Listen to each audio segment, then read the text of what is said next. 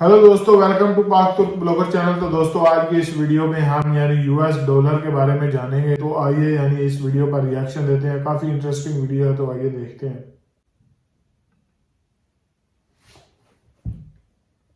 क्योंकि अमेरिका के लिए ये यूएस डॉलर सिर्फ एक लेन देन की करेंसी नहीं, एक टूल है, एक वेपन है जिससे वो आपको कंट्रोल करता है।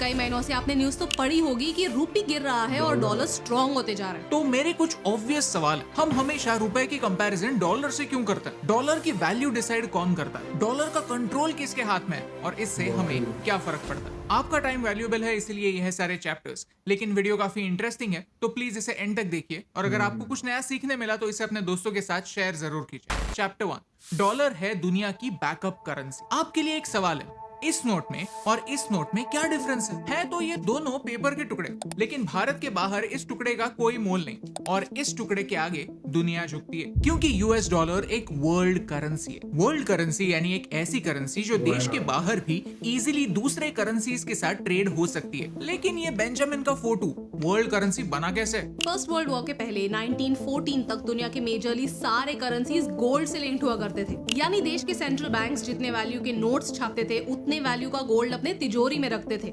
गोल्ड था हर करेंसी का बैकअप। फिर वर्ल्ड वॉर में यूरोप के सारे देशों ने अपने गोल्ड रिजर्व्स को कर दिया finish. Bye bye, tata, good bye, गया। गोल्ड नहीं तो पैसों की वैल्यू नहीं। अमेरिका के लोग जीनियस थे। उन्होंने कहा आपके पास गोल्ड नहीं तो नो प्रॉब्लम, हमारे पास है। हमारा डॉलर तो गोल्ड से लिंक्ड है, तो आप आपके पाउंड को डॉलर से लिंक करो और डॉलर गोल्ड से लिंक्ड रहेगा। एट दैट टाइम दुनिया का 75% गोल्ड रिजर्व था सिर्फ एक देश, यूएस के पास। 1944 में जाकर एक अग्रीमेंट हुआ जिसे ब्रेटन वुड्स अग्रीमेंट कहते हैं, जहां डिसाइड हुआ कि यूएस डॉलर स्टेबल है तो सब लोग अपने देश की करेंसी को यूएस डॉलर से लिंक करते हैं। सो इन अ वे यूएस डॉलर बन गया दुनिया का बैकअप। आज सारे central banks 59% reserves US dollars में रखते हैं। अब जिम्बाब्वे में हाइपर इन्फ्लेशन है, उनके करेंसी की कोई वैल्यू नहीं, तो वहां के लोग यूएस डॉलर में ही लेन देन करते हैं। इक्वाडोर, एल साल्वाडोर में भी यूएस डॉलर यूज करते हैं, क्योंकि उन्हें अपनी करेंसी से ज्यादा यूएस डॉलर पर भरोसा है। इस वजह से दुनिया में एक इकोनॉमिक हायरार्की बन गई है, जहां टॉप पे हुआ करता था गोल्ड, उसके नीचे था यूएस डॉलर जो गोल्ड से लिंक था, और उसके नीचे थे बाकी सारे करेंसीज। यानी डॉलर दुनिया की सारे करेंसीज से ऊपर चला गया। चैप्टर 2, बैकअप करेंसी से वेपन बनने का सफर। The strength of a nation's currency is based on the strength of that nation's economy. And the American economy is by far the strongest in the world. I have directed Secretary Connally to suspend temporarily the convertibility of the dollar into gold or other reserve assets, except in amounts and conditions determined to be in the interest of monetary stability and in the best interest of the United States. 1971 में president Nixon ने gold standard को ही हटा दिया, यानी fade को, जो US की central bank है, पूरा फ्रीडम मिल गया यूएस डॉलर को कंट्रोल करने के लिए। यानी हमारी हायरार्की में से गोल्ड निकल गया और डॉलर सबसे ऊपर पहुंच गया। आज की दुनिया में होता यह है कि अगर भारत को जर्मनी से कुछ खरीदना है तो इंडियन बायर पहले रुपीस को डॉलर में कन्वर्ट करता है, फिर जर्मनी के सेलर को डॉलर ट्रांसफर करता है और फिर उसकी बैंक डॉलर को यूरो में कन्वर्ट करती है और उसे यूरो में पैसा मिलता है। इस ट्रांजैक्शन में दो प्रॉब्लम्स हैं। एक कि दोनों पार्टीज को एडिशनल कन्वर्जन चार्जेस लगते हैं, और दूसरा कि यूएस डॉलर को कंट्रोल यूएस फेड करता है। वही कंट्रोल करते हैं कि हर एक यूएस डॉलर का कैसे इस्तेमाल हो सकता है। तो सैंक्शंस के जरिए यूएस ये कंट्रोल कर सकता है कि कौन सा देश यूएस डॉलर से पेमेंट कर सकता है और कौन सा देश नहीं। रशिया के साथ यूएस ने ऐसा ही किया। रशिया यूक्रेन क्राइसिस के बाद उन्होंने रशिया पर सैंक्शंस लगाए, यानी रशिया को उन सारी कंट्रीज से ट्रेड करने से रोका जो पेमेंट सिर्फ और सिर्फ यूएस डॉलर में एक्सेप्ट करते हैं। ट्रेड डॉलर में होती है, लोन के पेमेंट्स डॉलर में होते हैं, और इस डॉलर को यूएस फेड कंट्रोल करता है, इसे एक हथियार की तरह यूज करता है। चैप्टर 3, सारे घरों की एक चाबी। हम सब के पास हमारे घर की चाबी होती है, लेकिन सोचिए अगर हमारे पास हमारे सोसाइटी के सारे घरों की एक मास्टर की हो तो, एक ऐसी चाबी जिसके साथ आप किसी भी घर में घुस सकते हैं, उनका फ्रिज खोल के वहां से खाना खा सकते हैं, उनके टीवी पर मैच देख सकते हैं, यहाँ तक उनका टॉयलेट भी यूज कर सकते हैं। इन दोनों चाबियों में से किस चाबी की वैल्यू ज्यादा होगी, आपकी चाबी या पूरे सोसाइटी की चाबी? क्या आप ऐसे किसी भी सोसाइटी में रहना चाहेंगे जहां पर आपका चेयरमैन आपके घर में घुसे और आपके लिए डिसीजंस ले? ऑफ कोर्स नहीं। मेरा घर मेरे रूल्स। लेकिन अनफॉर्चुनेटली हम ऐसी दुनिया में रहते हैं जहां यूएस की की फेडरल पॉलिसी दुनिया के ज्यादातर देशों की पॉलिसीज को डिक्टेट करता है। The US dollar gives America extra territorial reach. वो अपने देश के बाहर के लोगों का बिहेवियर, कंपनीज का फ्यूचर और देश के ट्रांजैक्शंस को डिक्टेट कर सकता है। Office of foreign assets control OFAC US के बाहर एक डॉलर कैसे यूज हो सकता है ये कंट्रोल करता है। हमने इस वीडियो में एक्सप्लेन किया है कि यूएस स्विफ्ट के जरिए कैसे रशिया पर दबाव लाना चाहता है। चैप्टर 4। तो ये डॉलर इतना स्ट्रॉन्ग क्यों बन रहा है? लोग कह रहे हैं कि रुपी वीक नहीं हो रहा, डॉलर स्ट्रॉन्ग हो रहा है। ये कुछ ऐसा कहने जैसा है कि मुझे मार्क्स कम नहीं आ रहे, दूसरे लोगों को मार्क्स ज्यादा आ रहे हैं। That sounds stupid, right? But it's true.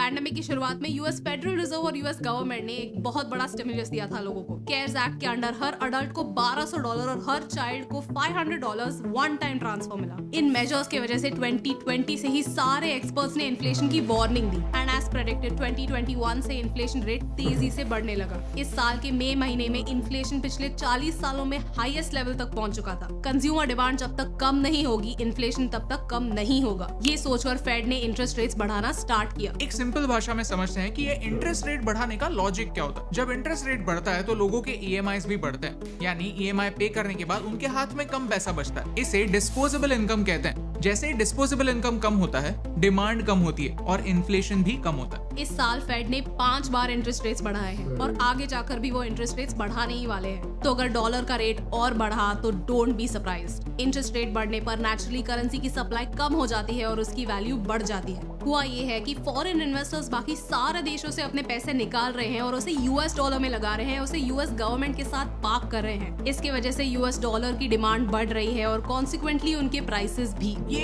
एक मिठाई की तरह है। सपोज एक क्लास में 60 बच्चे हैं और 1 किलो मिठाई लाने के बाद हर बच्चे को एक मिठाई का पीस मिलता है। अचानक से 1 किलो की बजाय सिर्फ आधा किलो मिठाई आई तो हर बच्चा मिठाई के लिए फाइट करेगा और जिसने मिठाई लाई है उसके पास कंट्रोल होगा कि किसे मिठाई मिलेगी और किसे नहीं। अमेरिका आज इसी कंट्रोल को अब्यूज करता है। प्रेसिडेंट निक्सन के सेक्रेटरी ने 70s में काफी मस्त बात कही थी, dollar is our currency but your problem. How true is that? Chapter 5। तो क्या हम डॉलर को चैलेंज कर सकते हैं? तो क्या दुनिया में ऐसा कोई नहीं जो डॉलर को चैलेंज कर पाए, उसे फ्यूचर में रिप्लेस कर पाए? सवाल पेचीदा है। डॉलर को रिप्लेस करने के लिए हमें स्ट्रॉन्ग और स्टेबल इकोनॉमी के साथ एक ऐसी करेंसी ढूंढनी होगी जिस पर दुनिया के ज्यादा कंट्रीज विश्वास रखें, ट्रेड करते समय उस करेंसी को यूज करे और लोन्स उस करेंसी में पे ऑफ करे और बेसिकली उस पेपर के टुकड़े में कुछ वैल्यू है इस कहानी में बिलीव करे। चाइना की युआन ने वो करेंसी बनने की कोशिश की है, लेकिन चाइना एक डिक्टेटरशिप है और ट्रांसपेरेंट नहीं है। चाइना एक अग्रेसिव देश है जो अपने गोल्स अचीव करने के लिए कुछ भी कर सकता है। यूरोप भी एक ऑल्टरनेटिव हो सकता था, लेकिन ब्रिटेन जो कुछ सालों पहले तक यूरोप का हिस्सा था वो भी यूरो को एक्सेप्ट नहीं कर पाया। पूरा वर्ल्ड तो दूर की बात है। RBI ने इस प्रॉब्लम पर एक सोल्यूशन निकालने की कोशिश की है, वॉस्ट्रो और नॉस्ट्रो अकाउंट्स। बेसिकली ये दो देशों के बीच ट्रेड सेटल करने का एक सिस्टम है। वॉस्ट्रो अकाउंट एक फॉरेन बैंक का इंडियन बैंक के साथ अकाउंट होता है और नॉस्ट्रो अकाउंट एक इंडियन बैंक का फॉरेन बैंक के साथ अकाउंट होता है। रुपए की गारंटी ये बैंक्स लेती है। भारत आज दुनिया का सेकंड लार्जेस्ट मार्केट है। हर फॉरेन कंपनी भारत में अपना बेस बनाना चाहती है, यहाँ के लोगों से ट्रेड करना चाहती है, बेसिकली हमसे पैसा कमाना चाहती है। तो भारत के साथ एक ऐसा टाई अप करना उन सारी कंट्रीज के लिए फायदेमंद है जो यूएस डॉलर पर डिपेंडेंस कम करना चाहती है। रशिया आज भारत का second biggest crude oil supplier बन चुका है। पेट्रोल डीजल के बढ़ते प्राइस को देखकर हमें रशिया से ऑयल खरीदने के बजाय कोई चारा है ही नहीं। आज होता ये है कि भारत एक ट्रेड डेफिसिट नेशन है, यानी हम इंपोर्ट बहुत ज्यादा करते हैं और एक्सपोर्ट बहुत कम। यानी हर बार जब हम कुछ इंपोर्ट करते हैं तब हमें पेमेंट यूएस डॉलर्स में करनी पड़ती है और ऐसा करते करते हमारे डॉलर्स कम होते हैं। लॉन्ग टर्म में डॉलर पर डिपेंडेंस कम करने के बाद ही डॉलर की डिमांड कम होगी और ये हायरार्की फेयर हो जाएगी। अगर आपको इस वीडियो से वैल्यू मिली, कुछ नया सीखने मिला तो इसे अपने दोस्तों के साथ शेयर कीजिए, क्योंकि हम कहते तो हैं कि सब ह्यूमन सेम है, ज्योग्राफिकल बाउंड्रीज मैटर नहीं करती, बट डॉलर सारी करेंसीज के ऊपर होने की वजह से सारे ह्यूमन सेम नहीं है। ये तो सिर्फ कहने की बात बन चुकी है। असल में हर अमेरिकन के पास एक बहुत बड़ा प्रिविलेज है क्योंकि वो अमेरिका में पैदा हुआ है। इस एडवांटेज को वो फॉर ग्रांटेड लेते हैं। यही तो दोस्तों, जैसा कि आप लोगों ने देखा कि यूएस डॉलर इकोनॉमी किस तरह यानी पूरी दुनिया पे राज कर रही है और किस तरह यानी उन्होंने स्टेटमेंट में भी कहा कि डॉलर हमारी करेंसी है और आप लोगों की प्रॉब्लम। तो जारी बात है आजकल यानी पाकिस्तान, इंडिया, बांग्लादेश, हर जगह यानी जितने भी एशियन कंट्रीज हैं वहाँ डॉलर स्ट्रॉन्ग से स्ट्रॉन्ग होता जा रहा है और हमारे मुल्कों की करेंसी यानी डूबती ही चली जा रही है। तो इसकी वजह यही है यानी अमेरिका, क्योंकि वो अमेरिका प्ले कर रहा है इस सब गेम को। उम्मीद है दोस्तों ये वीडियो काफ़ी हेल्पफुल रही होगी, क्योंकि मुझे भी काफ़ी इन्फॉर्मेशन मिल रही है ये वीडियो, एजुकेशनल वीडियो देखकर। तो मैंने कहा वैसे भी तो देख रहे हैं, चलो आपके साथ देखते हैं मिलकर। तो दोस्तों आज की इस वीडियो का इख्तिताम यही करते हैं। अगर आपको हमारी वीडियोस पसंद आ रही हो तो हमारे चैनल को लाइक शेयर सब्सक्राइब करना मत भूलिएगा। हमें दीजिए इजाज़त। अल्लाह हाफिज़, टेक केयर, बाय बाय।